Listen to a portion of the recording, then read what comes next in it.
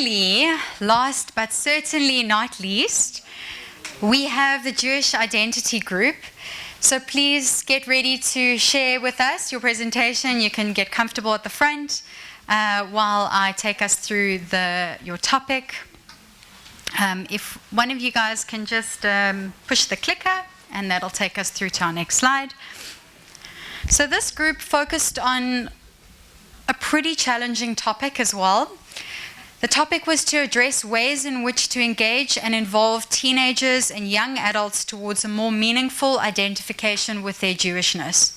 The project will explore how to inspire Jewish identity from a young age, including and beyond the shuls and schools, in order to build knowledge and participation. So yeah, like I said, quite a vast and challenging topic to engage with, but I'm really excited to hear what you guys have got prepared for us. And yeah, as soon as you are settled in, you can take it away.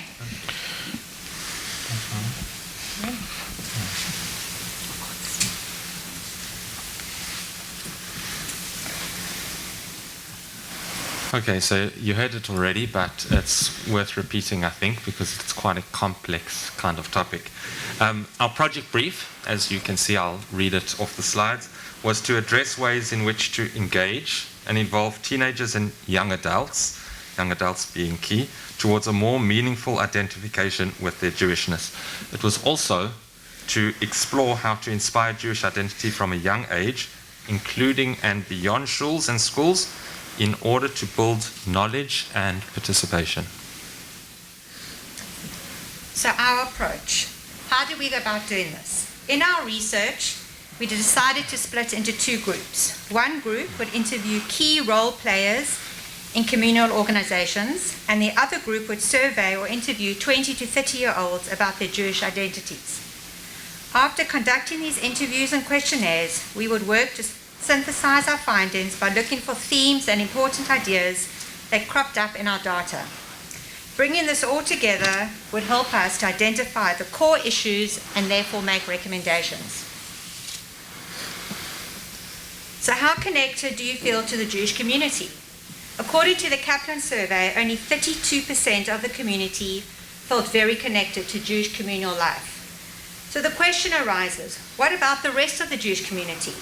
In particular, the story seems to be one of a generation gap. The younger you are, the less likely you are to feel connected.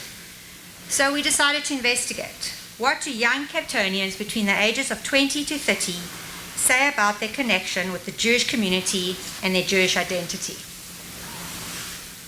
The community member views. We generated a number of key themes and insights from our questionnaires. Here are the most relevant themes that came out. Latent. The nature of communal affiliation is mostly passive. Only when a need arises do individuals make use of the offering. That is, the community plays a role, but only when there is a need. Social. Jewish identity is strongly tied to community and family. Peer engagement also centers around the social rather than the religious, cultural, or intellectual. This is an important point to emphasize. Jewish identity is very much a social phenomenon, and people connect to their Jewishness through social modalities. In other words, by connecting to other Jews at a social level, people feel more connected as Jews. Jewish identity is tightly bound with social engagement, and for the majority, not driven by religious, cultural, or intellectual concerns. This finding is consistent with the academic research literature on South African Jewish identity and forms the bedrock of our thinking in this project. Uncertainty. Respondents were unsure whether the community could or should do more. When they gave suggestions, they were mostly vague and suggestive, rather than giving clear directives. The three themes point to three insights based on those themes. A move from passive to active. The idea of a latent connection to Jewish community points to the need to move community members from passive to active engagement. Social needs change with age. The data that indicates that social gatherings are desirable points to the need for social gatherings that are tailored appropriately to specific groups, hinting to a more individualized approach rather than a one-size-fits-all initiative. So one size does not fit all. The fact that so many young people are uncertain about their own needs also points to the need for a more diverse approach. Lots of smaller opportunities for engagement rather than a one-size-fits-all approach. These are the organisations that we interviewed, as well as various stakeholders in the community. We explored their own sense and their organisation's sense of Jewish identity, as well as their scope of practice and perceived impact together with their view of the Jewish community. Of course, COVID was a strong common theme throughout the interviews, and the lingering impact that it has had on their organisation's intentions to connect. Our findings included a number of quotes taken from the various organisations and stakeholders. One quote was, "There are so many sociological constructs for Jewish identity. Jews are not just individuals or even a collective. When Jews look at identity with insight, the most used words were Torah and children of Israel. We need to be apolitical and recognise that we are a family, so we need to be there for each other with understanding. You love your own family." Another quote was, "Gone are the days that this is only a traditional Orthodox Zionist community." Themes and reflections. Context. Although there's a well-established and full range of stakeholders targeted and involving the youth, all currently are running silo programs that make their events and interventions narrow, only targeting specific groups. Core problems. There is an overarching context that makes the problems interlinked and fuzzy. We have an umbrella community structure with a lot of affiliate organizations with different goals and objectives. Chabad being different from Moshe House, for example. Whilst these focused organizations offer valid and impactful work, they exist in a nuanced, interlinked, interpersonal space with diminishing resources and rising threats. One could say youth themselves are under threat, and all the organization surveys spoke of diminishing numbers and fragmenting social cohesion. For the youth, political polarization silences. Religiosity can be warily seen as a front for funding pushes, and the pressure of life intensifies. The kids come out of Herzliya and they fall off the map. If the community is serious about youth at their most vulnerable point, then address it there. Build a bridge, get them over. So what does not work? Organisations have affirmed that the youth are feeling under threat and overwhelmed due to life pressures and COVID. Their focus is on immediate needs, such as jobs, a future in Cape Town, all while thinking about the lure of travel, socialising outside the community, and the possibilities of living abroad.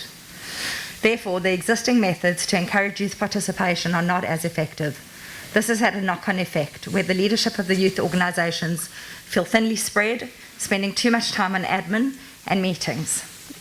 The second issue due to COVID was the organisations felt that the lack of face-to-face contact impacted negatively on the youth. So what does work? All the organisation's successes were in the form of face-to-face social events. Small events looking at specific needs, events and experiences that were inclusive and within a culture of tolerance. Fragmented groups found solace in tailored interventions, but events had diversity when they created an enabling space and allowed any individual to attend, especially when the youth were charged with ownership. A quote, "Leave them be and give them space. Whilst recognising the impetus to get organisations to work together, rather give them the space to develop a network to socialise and thereby organically build a community." The same core group. Like shooting fish in a barrel, a lot of organizations spoke of interventions that targeted and had participants from the same group, like the Herzliya kids. In branches outside of this group, the diversity had an impact on involvement. A quote, "Stellenbosch University Jews much more willing to get involved as they are a motley band and with a greater desire to connect," end quote. Additionally, interventions and experiences that were inclusive of everyone created the possibility of youth to re-enter the community and allowed for the participation of people who wouldn't otherwise be involved. The common themes emerging from both the interviews with the institutions and the target market was the idea of inclusivity. People expressed the desire for experiences that are diverse and fun, while at the same time creating and building Jewish connections.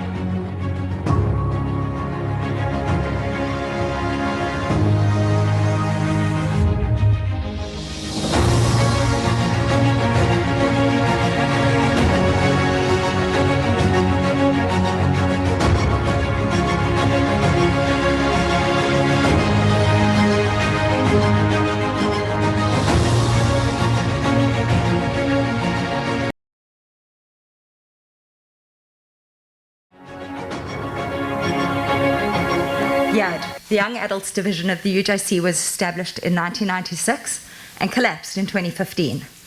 It was primarily used as a fundraising arm of the UJC, targeting young adults, and raised approximately 1.2 million rand a year. However, it was not all about fundraising. It was about creating a social, communal space for young Jewish adults to connect.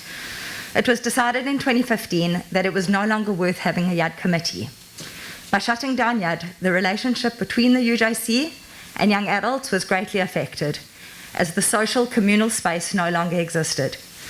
The needs of younger Jews in the community were no longer being spoken to. From our research, it is noted that having an umbrella organisation that hosts a variety of diverse events that attract young Jewish adults will help to foster a feeling of connectedness and Jewish identity.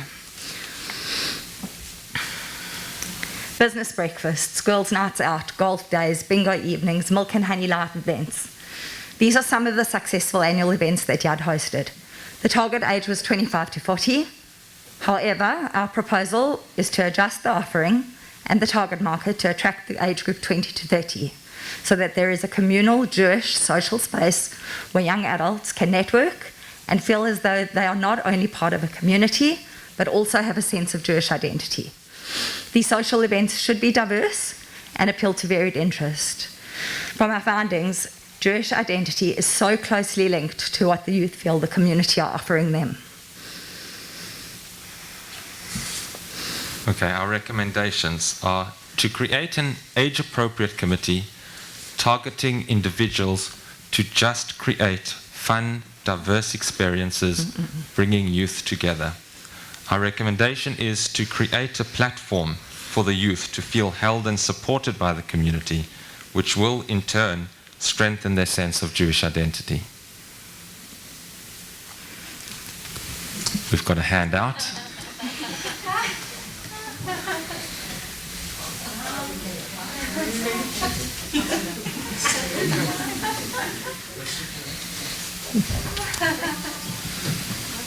Make sure you get one, it's your only chance.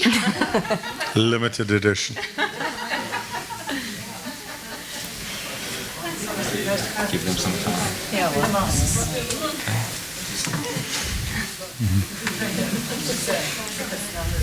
Do we get a prize? Is it fun?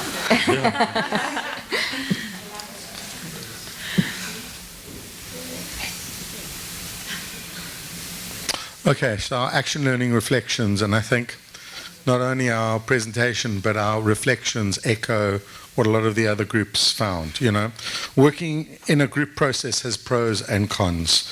The advantage are the diversities of opinions, the different skills, mindsets, styles, and beliefs. On the flip side, the challenges are to accommodate these exact diverse variables. Also creating a space for part-time projects during our busy lives. And then COVID hit. The impact of COVID and moving online. Some of us found it more difficult to connect. Some of us found the online opportunity to be quite enabling, but overall, there was a feeling of loss of the community space and the connectiveness that we had all previously enjoyed. Thank you very, very much.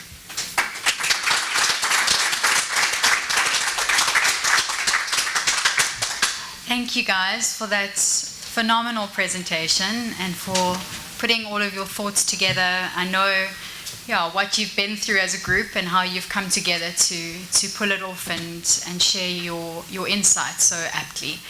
So with that, I'd like to invite Zohar Raviv to get ready to join us in a moment to share your insights, your feedback, any thoughts that you have. Zohar Raviv is the Director of Jewish Education for Birthright and comes to us live from Israel. We're really grateful to have you, Zohar, joining us this evening. And over to you. Thank you very much. Good evening, everyone from Israel. That is gradually and slowly, hopefully, coming out of COVID. And I want first and foremost to thank the presenters. As you can imagine, I got your presentation earlier and looked it over, and was very, very impressed with the amount of work and thought that you put into this process in a relatively short time. And in that spirit, I would like to offer my very positive critique as some elements to put everything that was said here in context, and hopefully to push your community's very important conversation hopefully forward. So I would start, as a matter of fact, from the end. When I think about the mandate of Jewish education in general, especially for the younger generations and young adults, the kind of whom you were talking about, and I needed to encapsulate it in one sentence, I would say that our entire mandate is to ultimately transform Jews by birth to Jews by worth. And when I say that, I'm talking about the ability to assume this profound mandate of education and infuse it not only with a thought process, as you did so eloquently, but with a deliberate and highly thought through pedagogic intentionality. And in order to do that, I would like to offer a number of thought titles that may push our discussion forward in the 5 minutes that I have.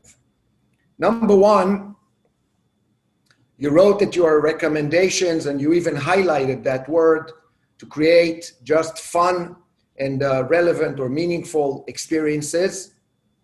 I would like to offer the premise that education at its core should be both fun and challenging at the same time. It should be both gratifying and humbling at the same time. It should aim to offer a smile while it pushes the participant beyond his or her zone of comfort. We should not be afraid of rocking the boat. And trust me when I tell you from my years of experience, young people want to be challenged. They want to be challenged. And Jewish education should pick that glove and flaunt it with pride.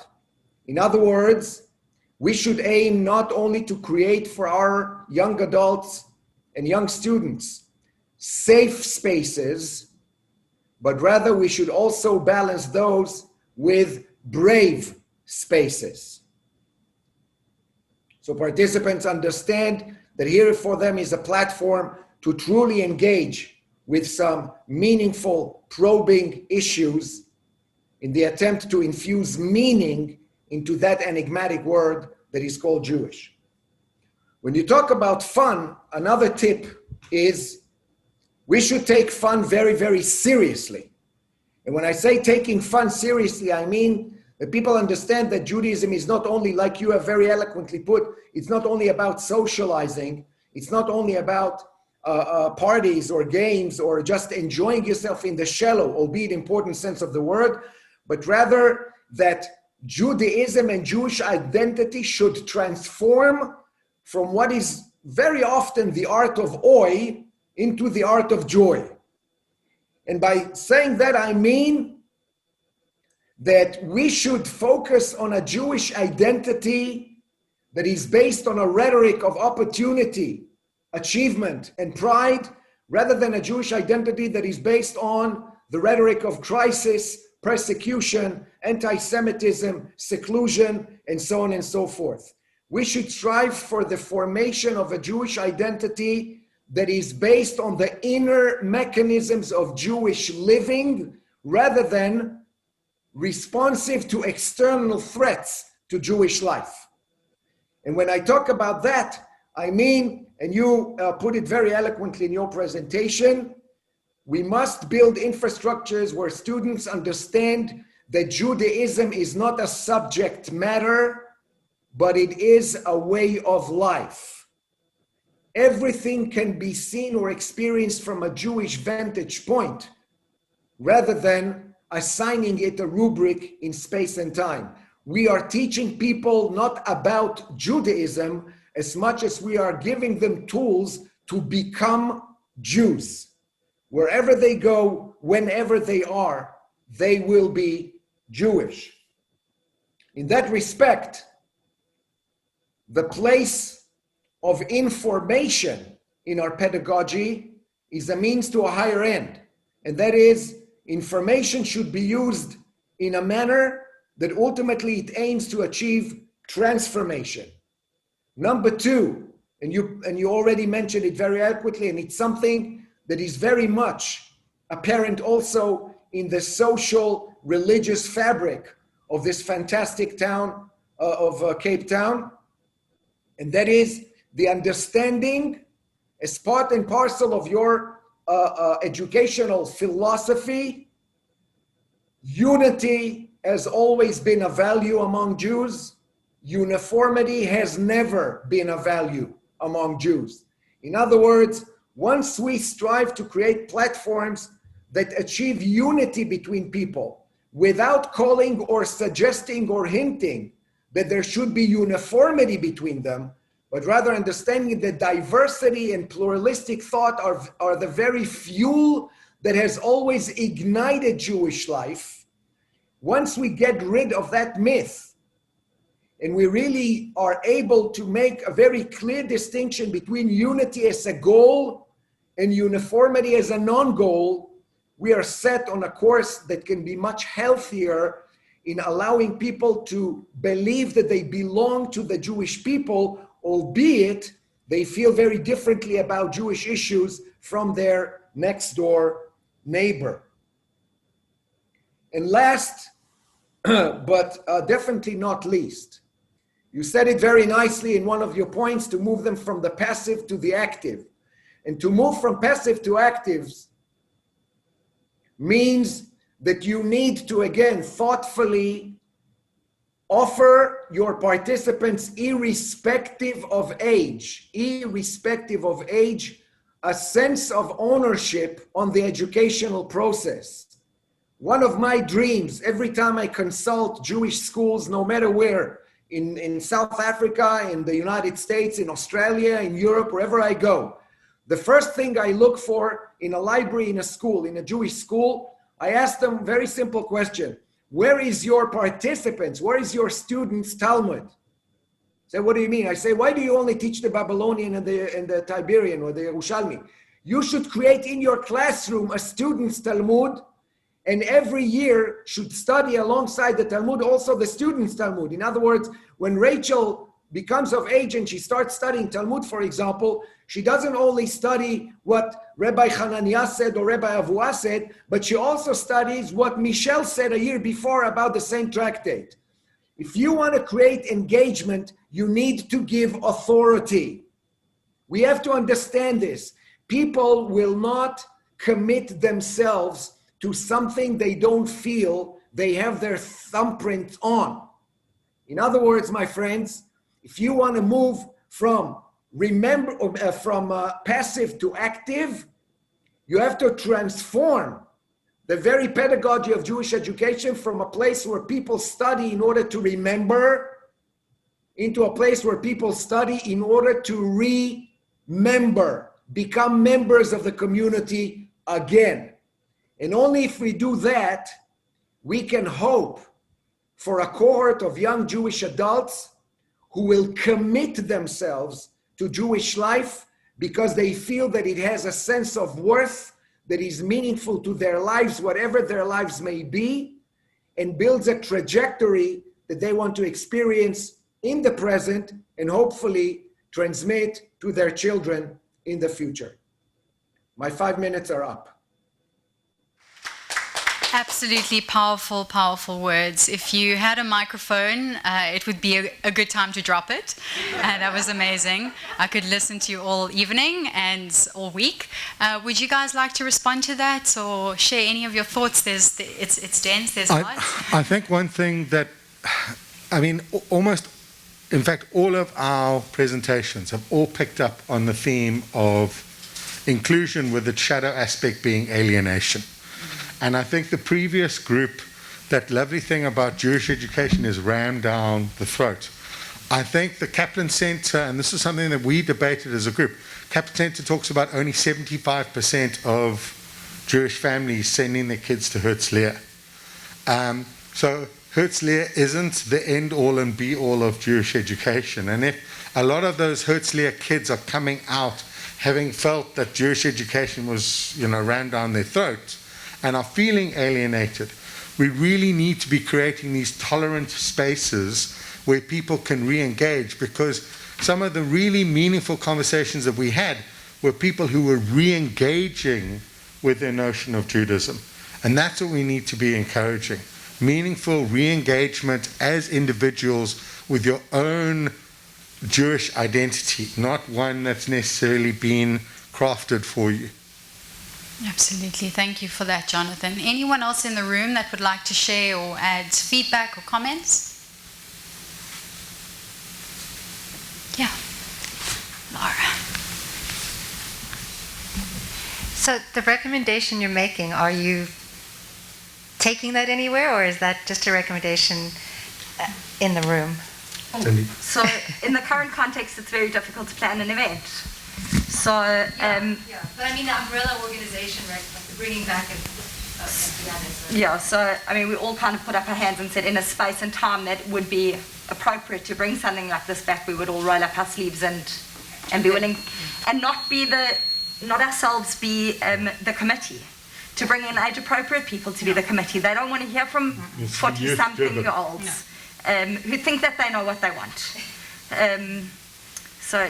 So we would all be very much on board to help roll something like this out and create that committee of young adults, but it's just not appropriate still. Yeah. But I think the same way that the website, was creating, I mean, what we were talking about was that if you create a platform where people can step up and run events, and let's say I want to run an event that's all about naked yoga, for example, and Shana wants to run an event that's, all about pottery or whatever it is, if those events are all run by those people that then join up into an organization, so that people, the youth themselves, are driving events under an umbrella situation, and from that then you're organically creating leadership. Absolutely. Yeah, any other thoughts or comments? Okay, all right, we're good. Guys, thank you so much. Can we give them a round of applause?